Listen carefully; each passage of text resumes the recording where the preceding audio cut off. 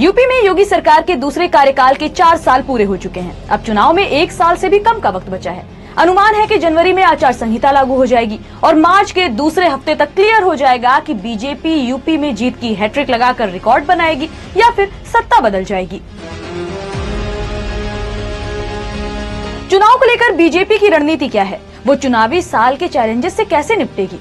चुनाव में सपा, बसपा और कांग्रेस के सामने क्या चुनौतियां हैं? आइए जानते हैं। फैक्ट्स पर नजर डालें तो पिछले चुनाव में 37 साल बाद यूपी में किसी सीएम की अगुवाई में सरकार रिपीट हुई। कुल 4,442 प्रत्याशियों में से 3,522 की जमानत जब्त हुई। सपा के 6 और भाजपा के 3 प्रत्याशी अपनी जमानत तक नहीं बचा पाए, जबकि कांग्रेस के 399 में से 387 यानी 97% की जमानत जब्त हुई। बसपा के 290 उम्मीदवार भी खुद को नहीं बचा पाए।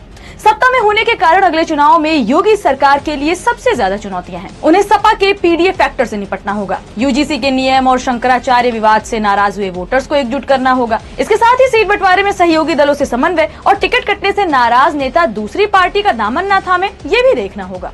2024 लोकसभा चुनाव में बीजेपी को तगड़ा झटका लगा और पार्टी ने यूपी में 29 सीटें गंवा दी।